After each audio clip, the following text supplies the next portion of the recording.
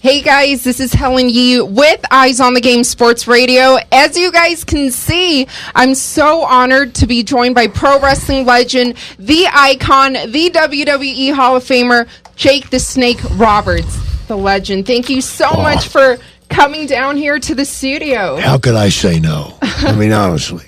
I know. I was so excited, when I met you. And for speaking of that, to let the fans know and the listeners know how I met you, you were actually going to. I was dancing with a strip joint, and you were tipping me. No, that wasn't it. Oh, the $2 bills. No, it wasn't. It was rare. 20s. It was 20s. You're right. You caught me. You're not cheap. No. Yes, I'm generous. But thank you for being so generous with your time. And no problem. First off, congratulations not only on your success, but everybody has been talking about your documentary. I mean, and everything I've read, I mean, I know there's no such thing as perfect or 100%, but it's close. It's 100%. Like, I have not read one bad review on that. I know. I'm shocked, because you know how the world is today, man. There's a lot of negativity out there and a lot of people that are doubters and stuff. But no, it's been 100%, and it's just really awesome. I really enjoy hearing from people that are still struggling with addiction, or those that are just starting the road to recovery. Because if I inspired them to do that, man, that's so nice. That is so nice. Yeah, one of them, speaking of, because I do follow you on Twitter, Jake, Johnny Manziel. I'm trying. Did you read the rumors this morning? Yes. That his father is afraid that he might not even be able to live until 24. His agent quit him today. Wow. Yeah. His team dropped him. And, he's headed down a really bad road. He's well on his way. I don't see how he's going to get a job in the National Football League right now. It's impossible. I don't see anybody taking a chance.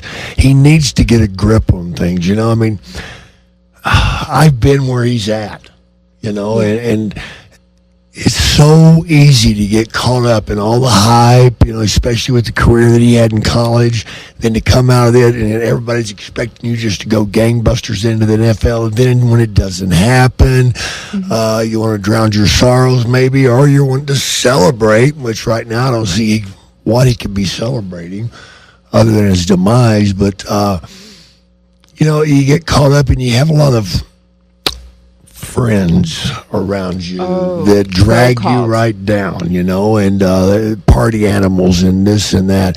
And he's got to realize those people are going to be there every day, every city, and they're going to be there. But what they're doing is just sucking the life right out of him, and he's fell for it. He jumped in, man, and if he don't get a grip on, I'm worried that the guy's going to wind up offing himself, to tell you the truth. That's how I feel. So if you could give any advice, to him right now. Get your ass to me. Come to Vegas. We will try to make that happen. And, I hope. I've reached out several times. I sent him something this morning, but it's up to him, and if he doesn't see where he's in bad shape and needing some help, then my God, he must be blind. Yeah. Why do you think that sometimes, because I've read and I've heard in the past with people who have struggles that it's up to them to make that first step to want to get help. It's hard. Plus, when you're addicted, that's a serious thing. It's not something you can just click on and off. For myself, I've to this day, I'm 4 years clean, and I still take Antabuse. I take Antabuse daily. And there's a drug that you can take that if you have one sip of alcohol, you will pay dearly for it. Wow. Oh, you will get so sick, you have no idea. And that's what the guy needs to be on, because that's the first thing, man, is being able to say no. When you're a drunk or you're a drug addict, you can't say no. You don't know how to say no anymore. No is not a question. It's how much. How much am I going to do? What are we going to do? And let's do all of it. Okay. I mean, as crazy as it seems, you'd think, well, I'll just stop. If it was that damned easy, there wouldn't be any drunks or no drug addicts. It's not easy. So you got to change everything. For me, I had to change the way I looked at life and the way I looked at myself. Because once you've beaten yourself down and once you've gotten low, you start buying into I'm just not worth anything, man. I'm a loser. I'm this, I'm that. And you start telegraphing that out to people. Well, they look at you and agree with you because chances are you are being a complete idiot. And you got to change it all. But you did mention about, the so-called quote-unquote friends that surround yourself. Those will kill you. You were, after watching the documentary, I'm like, wow, you were very blessed with DDP, who really helped you out. That's 1 in 10 billion. I'll just say that because... do you talk to him daily? Because I know you move. Yeah, every other day. Okay, that's great. We make sure we touch base and make sure that I'm still grounded. I've got my daughter that travels with me all the time. Yeah, your beautiful daughter. I don't know what I've done to get punished with that, but... She's beautiful. Come on. Yeah, I'm trying to get her married off so she'll leave me alone. So if there's anybody out there, But you must be like the coolest father ever. I do, because I've got wonderful children that forgave me. I was a lousy father. I was a lousy human being for many, many years. I got caught up in it, and I went off the deep end, the dark side. I was trying to die. So I've been where Johnny has and worse. And hopefully he doesn't have to go down any further, but he may. And I'm grateful that everything worked out. And, it's great. And I don't want to spoil the ending, of the documentary, but I do suggest people need to watch it. Absolutely. I think everybody should. Even Stone Cold said he cried, right? Or I cried that the next morning. He must have had his testicles in a vice or something. I don't know. But speaking of Stone Cold, you had such an outstanding career. So many people refer to you as one of the greatest of all time. Like your in-ring mic skills, to your professional wrestling, to inventing the DDT, which is my favorite move. And Gee, I'll let you do me later. Oh, did I say that out loud? And I just want to know, what was your most memorable match? Do you have I've had too many. Too many? Yeah, I was so blessed to be in the ring with some of the greatest of all time. To even suggest that you could grace the ring with Andre the Giant. Wow. And actually, here I'll tell you. Amazing. Fan support is one thing, but you guys were trying to get me killed. You thought I had a chance against that big devil. There's no way in hell, man. He wore me out nightly, but it was a great experience, and it was such a pleasure. And then you go to Ricky Steamboat, then you go to Ronnie Garvin, and you go to Ted DiBiase, Earthquake, right on down the line, So many of the greats. And I was so blessed a long time ago with this talent that I have no idea where it comes from. I don't think about anything. It just comes out. It's natural. It is. It's what you were made to do. I know, and it scares the hell out of me sometimes because I can get myself in trouble. But something else that I read that scares you are snakes. I hate snakes. I always did. So how did that persona come about, Jake? You want the honest truth? Yes. Drinking beer, smoking pot. Oh, and then thinking about I came up with a great idea. I was riding down the road listening to Monday Night Football. I'm gonna bring up one of the greats, Kenny Stabler. He was the stuff, man. He was bad, dude. He was a bad boy, and I loved him. Yeah. And Kenny the Snake Stabler. So I was riding down the road, smoking some weed, man, it'd be a cool idea if a dude had a snake and he threw it on people, man. Wouldn't that be cool? Yeah, man, it's funny as shit, yeah. And next thing I know, I come up with the idea. Well, you open your mouth and you tell other people the idea. All of a sudden, you got somebody going, "We're going to have you carry a snake." I'm like, wait a minute. I'm terrified of the damn things, I hate this. Well, you're not going to tell Vince McMahon you're afraid? Are you serious? There's an open checkbook in front of you, and they're waiting to write your name on it, and you're going to say, "No, I can't do it. I'm afraid." No.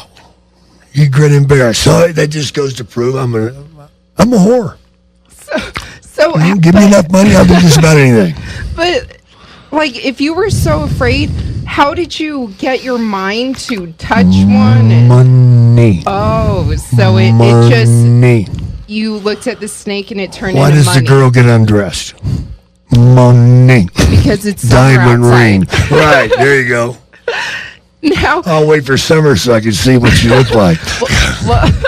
Wait a minute. We are in Vegas, and for your fans, millions and millions of fans who follow you, you recently moved to Vegas. Yeah. How are you enjoying it here? I love it here. Yeah. I finally went down on the Strip for the first time last night. Oh, where'd you go? Last night? Yeah, last night. We went down to someplace and ate. Mirage. Mirage, Dinner at a steak place. Overrated, but whatever. I'll cook my own steak next time. But, for Super Bowl Sunday. Well, I'm going to spend my time with Carrot Top on Sunday. That's fun. Yeah. I guess pretty cool. A buddy of mine knows him very well, and they've invited us over for Super Bowl Sunday, so that should be exciting. But I love being in Henderson, looking out at the mountains every morning. It's so sweet. That little snow that we had the other day, and it painted them all white. Yeah, it's rare. Really awesome. Well, I think they did it just for me, Absolutely. I have that effect on weather. It's usually a tornado, though. Well, hopefully, knock on wood, we won't find any here. We don't have those out here, do we? Not yet. Good. But with the world today, it's kind of unpredictable. Flying cars, you never know. But speaking of, food and steak, what is your favorite food? Good. You're not picky. Yeah. Well, it's like buffet. No. I eat clean. I eat real clean. Okay. I try to stay away from gluten, dairy. Oh, me too. Yeah, and now I've got a problem with friggin' gout. Are you serious? I did drugs for 40 years and never had gout. I get my body clean, and look what happens. My feet feel like they're going to explode. Gout is a horrible thing to deal with, and that's part of being 62. I mean, 60, not 62, but 60, and but you're looking great. My body's changing. Well, thank you very much. Are you? I'll write that number down for you. Are you still doing DDP yoga every day? Right? Not every day. No. Okay. No. It looks I'm intense. going to the gym too. I just had hip replacement a little over 2 months ago, and I think the only issue I'm still having is it's really weird when they take a bone out of your body and they put something else in there. It still feels foreign. It feels odd, and so balance sometimes is an issue. It just feels strange. I'm still getting used to that, but I'm getting ready to get back in the ring again. I know I am. I can't help myself. I've retired so damn many times. I say, that's it. That's my last match. And then somebody else say, but what about, well, maybe, I challenged Bray Wyatt for WrestleMania. I wanted to have a strippers pole match. It's not been done yet. I think I would look quite well shimmying up that pole. We're in Vegas. Tip out the 20s and the 50s even, Oh, you get the right angle. The 100s. There you go. You're my kind of girl. There you go. But I like how you brought that up, that, you still obviously, are very passionate about the ring. Yeah, I always will be, and man. You've accomplished, so much. WWE Hall of Famer, inducted into the Cauliflower Alley Club. Truly one of the best ever. What are some goals you still have, though, whether it be personal or professional? I'm not sure. I've got a real problem when it comes to that because I want it done what I believe is the right way. Absolutely. And I don't. The reason I'm not a doctor is because I have no patience with people. If they're doing something wrong, I like to tell them, hey, that's wrong, and you move on. You're very straightforward. Yeah, but they get you in trouble today, because you got the corporate world to deal with. And whether they be NBC or whoever, they seem to want to, because they've got a label or a thing on the front of their desk that says boss, they think they can direct you. There's no directing Jake the Snake. I never have been able to do that. You're a leader. I am. You know why I'm a leader? Why? Because if you're a follower, the view never changes. You're just looking up somebody's rear end, and that's no fun at all. Wow. Unless I was behind you. I can actually see that. Boom! Nailed it. She's blushing. I got her. She's mine now. She's backpedaling. There's never a chance. I am. But do you still... Do I still dream? Yeah, I dream still about wrestling. Do you still follow it, though? Occasionally. You know, for me, it's hard because I just want to get back in it, you know? And it's sort of like, okay, that part of my life's gone. Well, I hate saying that. That doesn't feel good, you know?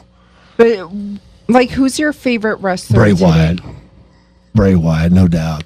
He's the only one I think that has anything going. Yeah, and so, you know, yesterday I told the fans, and there were so many Jake the Snake Roberts fans. They were all sending me questions. Oh, my gosh, can you ask him this? And I know you didn't want to make this a 2-hour show, so I just chose the top 5 questions. Give me something. Right after the break, Jake the Snake Roberts will be answering the fan questions. So stay tuned to Eyes on the Game.